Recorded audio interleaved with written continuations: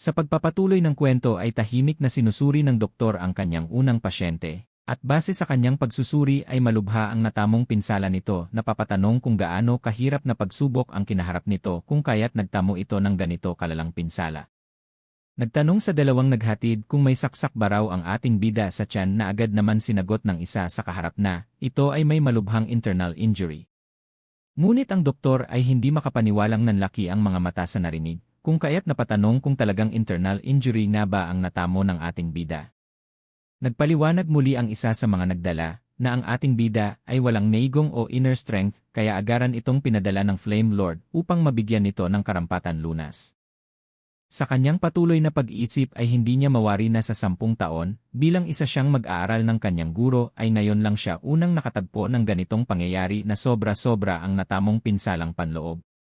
Ilan sandali pa ay naputol ang kanyang malalim na pag-iisip nang magpaalam ang dalawang nagdala sa atin bida, at ang isa sa mga ito ay hindi mapalagay kung kaya't tinanong siya ng kasama nito kung ano ang ikinababahala nito. At habang paalis ay patuloy pa rin sa pagtataka ang lalaking ito sapagkat sa kanyang obserba, bago nila dinala ang batang Panginoon sa pagamutan, ay sobrang napakalala ang natamo nito, ngunit ng mga oras na yon ay parang nasa maayos na kalagayan naman ito. Agad niyang sinuri ang kalagayan ng kanyang pasyente, habang ang ating bida naman ay pinakikiramdaman ang doktor, natatakot na madiskubre ng doktor na ang kanyang katawan ay patuloy sa pagpapagaling ng sistem na siya lang ang nakakaalam. Sa kanyang patuloy na pagsusuri ay napag-alaman nito na nasa hindi maayos na kondisyon ang ating bida, ngunit ang ipinagtataka nito ay ang malubhang pinsala na natamo ng kanyang pasyente dahil sa dami ng dugo na nawala dito. At maya-maya pa ay tumayo ito, patuloy sa pag-isip kung anong medical treatment ang gagawin niya dito, subalit naputol ito nang may biglang malakas na tunog ang umalingaw sa kanyang likuran na ikinagulat nito kung kaya't siya ay napaupo. Nagulat nang makita ang right guardian, habang si Seobmeng naman ay nagtataka kung bakit nandito ito, at dagdag pa nito nandito pala ang duwag na ito na palaging dumidikit sa guro nito upang maging isang doktor ng akademya. Habang papatayo ang doktor na sumusuri sa kalagayan ng ating bida ay may takot na naitanong nito kay Seobmeng kung anong ginagawa nito dito dahil base sa kanyang pagkakaobserba ay nasa maayos naman na kalagayan ang right guardian at walang anumang natamong pinsala. Ngunit hindi ito nagustuhan ni Seobmeng kung kaya tinignan nga ito. Nagpalabas ng matinding killing intent upang takutin ang kaharap dahil sa tingin nito ay ayaw siya nitong makita roon at sa naramdaman naman ng doktor ay binawi nito ang kanyang mga sinabi. Inihayag kay Seobmeng na maari itong manatili hanggat gusto nito. Nang makatayo ay napabulong na lang sa sarili na pasabi sa kanyang isipan, di ko talaga siya maintindihan. Samantala si Seobmeng naman ay nakangiting pinagmamasdan si Yeoncheon na sabi na lang sa sarili na gusto niya ang batang Panginoon, habang si Yeon naman ay patuloy pa rin sa pagkukunwaring walang malay at nagtataka kung anong ginagawa ng right guardian sa pagamutan. At nangangamba rin na baka alam na nito ang kanyang pagpapanggap na nagtamo siya ng matinding internal damage.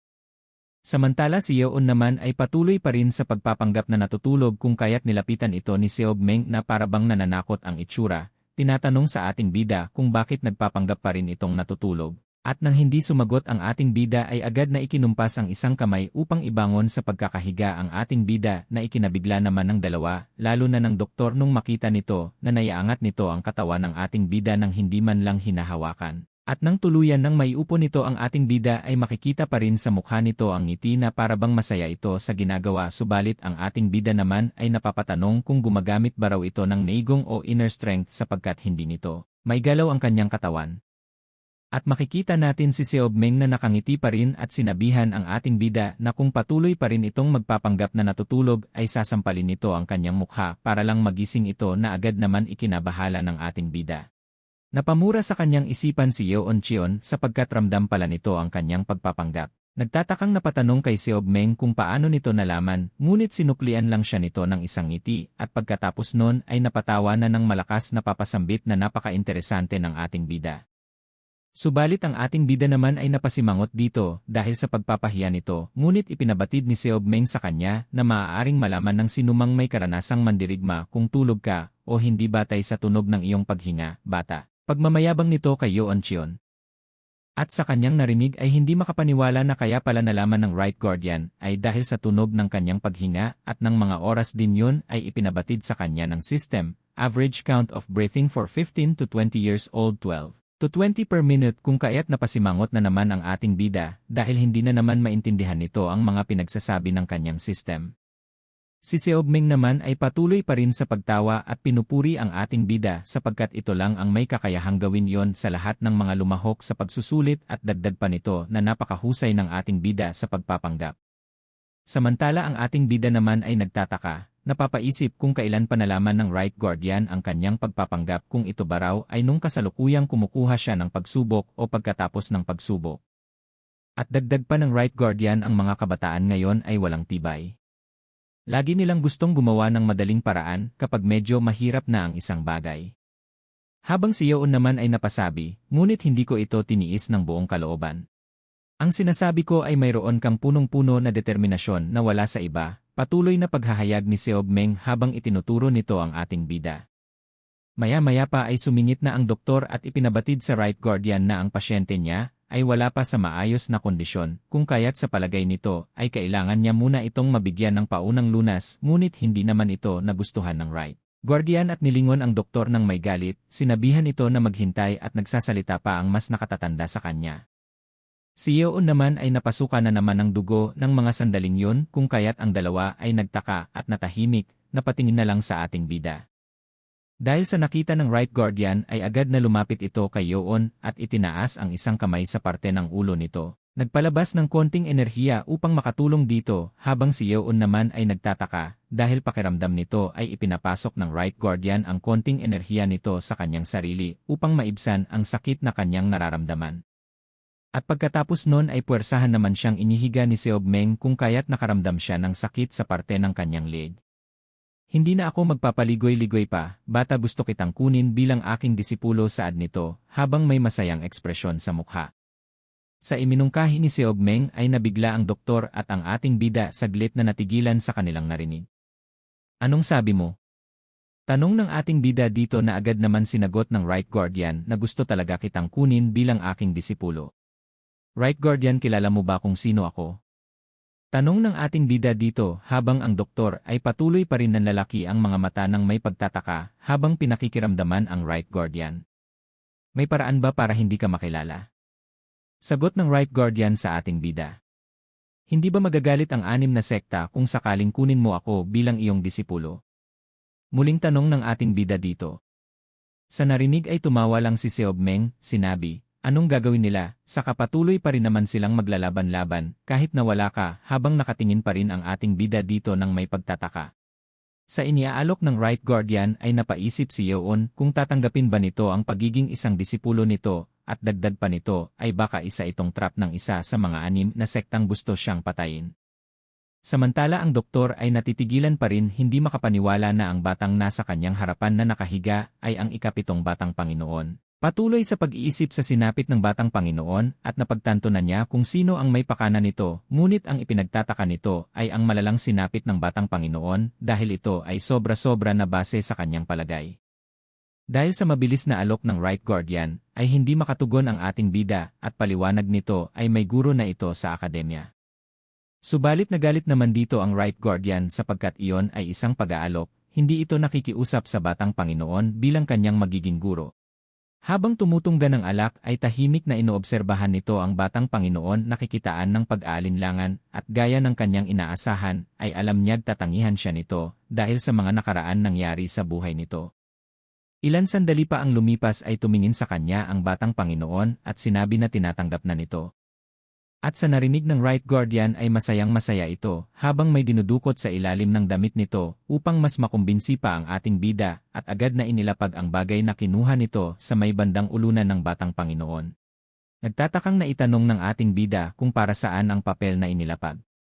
Ito ay ang pinakakailangan mo para makasurvive ka sa akademya, tugon nito sa kanya at dagdag pa nito na mananatili ang ating bida sa pagamutan hanggang sa pagbalik nito sa akademya. Hindi ka ba natatakot na bumagsak sa kabila ng lahat ng ito kahit na nakayanan mong maipasa ang unang pagsubok ng may matinding determinasyon?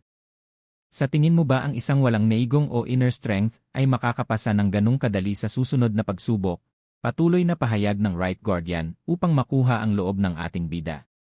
Sa narinig ng ating bida ay muling nangamba na naman ito para sa sarili.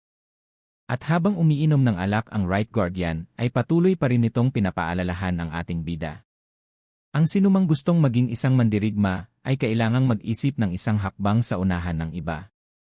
Nagpaplano ka bang manatili sa infirmary sa loob ng 2 linggo at mapupunta sa likod mula sa simula? Patuloy na pahayag ni Seobmeng. Sa kanyang narinig mula sa right guardian ay bahagyang natigilan ito na pasabi sa kanyang isipan na hindi siya makakapayag na maungusan ng iba habang siya'y nasa loob ng pagamutan. Ngunit ang iniiwasan niya ay ang malaman ng mga ito ang mabilis niyang paggaling sa tulong ng system. Naputol ang kanyang malalim na pag-iisip nang muling magsalita ang right guardian. Alam mo ba ang dahilan kung bakit ka ipinadala ng Flame Lord sa pagamutan? Sinagot naman ito ng ating bida, dahil mayroon akong natamong internal damage. Siyempre kapag nasaktan ka ng malala ay talagang ipapadala ka sa pagamutan, pero ang weird, diba? Sad ng right guardian dito. Dagdag pa nito na sa napakaraming mag-aaral ang nandun na nagtamo ng internal damage, pero bakit hindi nito ipinadala lahat ng iyon sa pagamutang ito? Ang doktor naman ay malalim na napaisip sa tabi ng right guardian. Ipinaliwanag ng right guardian sa ating bida na may kakayanang mag-heal ang ibang mga napinsala sa pamamagitan ng pagkukultivate. Ang ating bida naman ay nalungkot sa narinig muling ng amba sapagkat alam na nito kung bakit siya lang ang nag-isang ipinadala sa pagamutan yun ay dahil sa wala siyang kakayahang mag-cultivate upang mapagaling ang sarili. Ang right guardian naman ay napapaisip ng malalim na papatanong sa sarili kung dapat na ba nitong tapusin ang usapan nila at ilan saglit pa ay inihampas nito ang kamay sa higaan ng ating bida habang inilapit naman nito ang mukha. Sinabihan ng ating bida, isang batang hindi man lang makapag-cultivate para gumaling. Sa palagay mo ba ay kayang gamutin ng isang tulad nito ang panloob na pinsala sa loob ng maikling panahon? Ngunit sa isip-isip naman Yeon Cheon ay mayroon siyang system na mas hihigit pa sa iba. Si Yeon naman ay wala pa rin imik sa ipinabatid sa kanya ng right guardian, patuloy pa rin sa pag-isip na kailangang matutunan ang neigong o panloob na lakas para makatungo sa ikalawang pagsubok. At nang may biglang naalala na palaki ang kanyang mga mata nang pumasok sa kanyang isipan ang sinabi ng Flame Lord. Napasabi sa right guardian na kung malalampasan ang unang pagsusulit ay makakakuha ng Dragon Ball Medicine at access sa first floor ng library.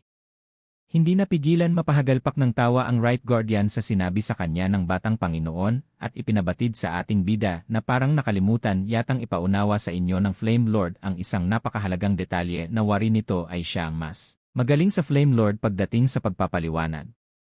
Sa narinig ng ating bida ay napabalikwas ito na parabang babangon na patanong kung ano yung importanteng detalye ang nakalimutang ipaunawa ng Flame Lord sa lahat. Muling tiningnan ng right guardian ang batang Panginoon at sinabi, ang silid-aklatan ng akademya ay hindi isang lugar kung saan maaaring pumasok at umalis ayon sa gusto nila. Makakapasok lang dito ng isang beses pagkatapos malampasan ang isang pagsubok. Ang ating bida naman ay napanganga at hindi makapaniwala sa inilahad sa kanya ng right guardian.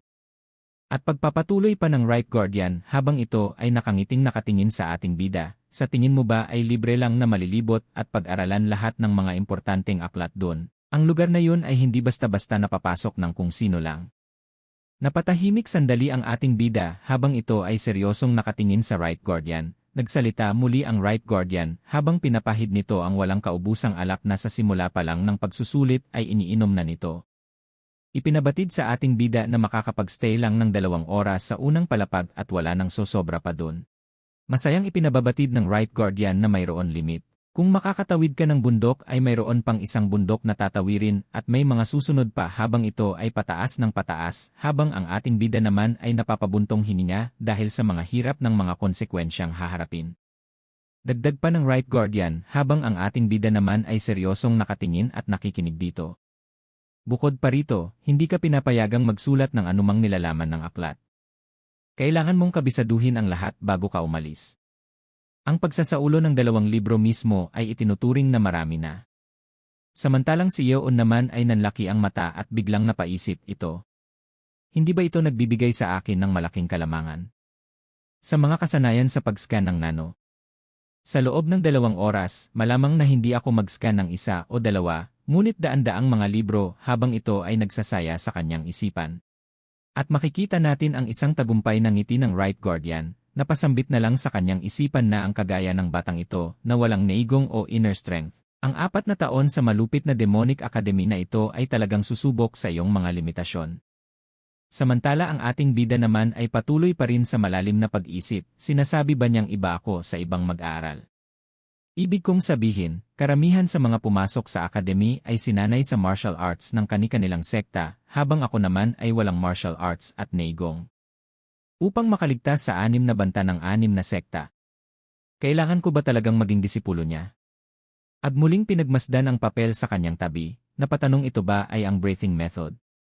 Tanong nito sa right guardian. Napatawa ang right guardian at sinabi, hindi ka naman pala ganun kahangal, tama ka, iyan ay ang breathing method. At dagdag pa nito ay kung magiging disipulo siya nito ay tuturuan niya agad ang batang Panginoon ng breathing technique para ma-improve nito ang sarili. Sa kabilang banda naman ay napakuyom ang kamao ng batang Panginoon sapagkat patuloy pa rin itong nag-aalinlangan. Napatanong sa kanyang sarili kung gusto ba talaga siyang kunin ito bilang kanyang disipulo at patuloy pa nito na kailangan niya ng isang tao sa kanyang tabi upang malampasan ang mga badya sa kanyang buhay. Pilit na ibinabangon ang sarili ipinahayag ng ating bida sa dalawang kaharap na kaya hindi nito pinag-aralan ang breathing method noon ay dahil sa kasunduan nila ng 6 na sekta kung kaya't ngayon ay may pagkakataon na siyang matutunan ang breathing method technique ay pilit niyang aralin ito. Humahanga ang right guardian sa inihayag ng batang Panginoon habang pinagmamasdan niya ito, subalit ang hindi nito inaasahan ay ang pagluhod ng batang Panginoon na kiusap na tanggapin siya nito bilang kanyang disipulo. Napangiwi ang right guardian sa ginawa ng batang Panginoon kung kaya't iniangat niya ito sa pamamagitan ng kanyang aura at ang ating bida naman ay nanlaki ang mata sa ginawa ng right guardian at habang iniangat naman ito ng right guardian ay ipinamukha nito sa ating bida na ang dugo ng Chion ay hindi dapat yumukod sa sinuman maliban sa Panginoon mismo. Ipinarating sa ating bida na ito ay isa pa rin anak ng kataas-taasang leader ng demonic cult. At ilan saglit pa ay nagpahayag na ng pagpapaalam ang right guardian, ngunit bago pa ito tuluyang lumisan, ay sinabihan nito ang ating bida na pag-aralan nitong mabuti at i-memorize ang breathing method technique na kanyang ibinigay hanggang sa makabalik ito. Tinapik muna sa balikat ng right guardian ang doktor bago tuluyan umalis, at nag-iwan ng mensahe na alagaan nitong mabuti ang kanyang disipulo. Ngunit nilingon lang ito ng doktor at hindi na nagsalita pa, dahil natatakot itong kung may sasabihin pa siya ay baka magtagal na naman ang right guardian. At nang makaalis na ang right guardian ay napansin ng doktor ang ngiti sa mukha nito. Ilan saglit pa ay tumingin na ito sa ating bida, tinanong ang kalagay ng batang Panginoon at sinagot naman ito ni Yoon na okay lang, magulo na parang may dumaan na bagyo. At muli na naman sinusuri ng doktor ang kalagayan ng batang Panginoon, at base sa pagsusuri nito ay napansin nito na maputla ang batang Panginoon at mababakas dito ang panghihina. At maya-maya pa ay nagpaalam ito sa ating bida dahil kukuha ito ng mga kagamitan upang mabigyan ng nararapat na lunas. At habang naiwan mag-isa ang batang Panginoon sa silid ay nagpapasalamat ito dahil sa tulong ng system at ng right guardian ay mayroon na siyang magiging kakampi sa gitna ng kinakaharap niyang laban sa loob ng akademya. At biglang naalala ang ina at si guardian ng may malungkot na ekspresyon sa mukha. Lumipat ang tagpo kung saan makikita natin ang maraming batang mag-aaral sa Demonic Academy Practice Field. Karamihan sa mga ito ay nagkukultivate dahil sa mga natamong internal damage sa kanilang nakaraan pagsubok. Makikita natin ang Flame Lord na nakatayo sa harap ng mga mag-aaral at nang biglang may dumating. Iniulat nito ang mga nakapasa na nasa kabuang bilang na 415 kabilang ang batang Panginoon na kasalukuyang pa rin nasa pagamutan. At ito ay ang Demonic Academy Upper Senior Martial Artist Ho Jin Chang. Hindi makapaniwala ang Flame Lord sapagkat iyon ay mas mababa ng 200 kaysa sa unang pagsubok 10 taon na ang nakaraan. Gaya ng inaasahan, napasobra ang sound wave ng ikalimang elder na napapasabi sa kanyang isipan. Pagkatapos nun ay lumingon ito kung saan may isang umaapila at dumako tayo kung saan makikita natin ang isang mag-aaral na hinaharangan ng ilan kalalakihan. Galit na ipinagpipilitan nito na hindi ito nahimatay, napatalsik ako ng dahil lang sa may bulang lumabas sa aking bibig. Pasigaw na pahayag nito sa mga kalalakihang humaharang sa kanya. At dagdag pa nito ay hindi tama ang kanilang paghusga. Ngunit nagpaliwanag ang tumatayong leader sa mga ito na tama ang kanilang paghuhusga kung kaya hindi na kailangan pa ng mga ito na mag-aksaya ng panahon para dito. At dahil nga sa hindi na mapigilan ang mga ito ay gumamit na ang mga alagad nito ng dahas upang ipakita sa mga ito ang hindi sumusunod sa kanilang demonic cult at sa mga sumunod na sandali ay makikita natin na madali lang itong naibato, napatumba ng isa sa mga alagad ng tumatayong leader. Habang ang upper senior martial artist Ho Jin Chang naman ay napasabi, ang pinatalsik ay hindi man lang makalaban sa kanila. Dahil matigas ang ulo nila, wala silang matutunan dito. At habang pinagmamasdan ng Flame Lord ang batang pinatalsik ay nasambit na hindi tama ang paghusga sapagkat tumindi, bumigat lang ang sound wave na binibitawan ng ikalimang elder dahil sa ikapitong batang Panginoon. At nilipat ang eksena kung saan nakatayo ang leader habang pinagmamasdan nito ang batang pinatalsik pati na rin ang mga alalay nito. Sa kabilang banda naman ay nag-uusap ang Flame Lord at ang senior martial artist Ho Jin Chang tungkol sa mga batang nakapasa. Pinupuri ang mga batang may mga kakayahan na magpatuloy, ganun din ang Flame Lord. Pinagmamasdan ang ibang mga mag-aaral habang ang mga ito ay kasalukuyang nagkukultivate. Ang mga kandidato ng 6 na sekta, 8 sa mga nasa matataas na sekta ang tila madaling nakalusot. Habang pinagmamasdan ng Flame Lord ang mga ito ay napapasabi na lang sa mga ito, sila ay nasa ibang antas na kaysa sa iba. At habang patuloy na pinagmamasdan ang dalawang batang Panginoon, napapasabi na lang ang Flame Lord, upang hindi makakuha ng anumang pinsala mula sa mga alon ng enerhiya ng ikalimang elder. Ang isang individual ay mangangailangan ng hindi bababa sa daan-daang taon upang magtipon ng neigong. Ang mga ito ay lampas sa level ng ibang kandidato. At pagpapatuloy pa ng Flame Lord, tinitiis ng dalawang ito ang mga alon ng enerhiya nang hindi gumagalaw. At dagdag pa nito, habang seryoso itong nag-isip, may usap-usapan na ang labanan ay labanan ng Shadow Sect at Saber Sect. At makikita sa ekspresyon ng Flame Lord ang matinding pagsasaya habang napapasabi. Tulad ng naisip ko na ito ay magiging kawili-wili.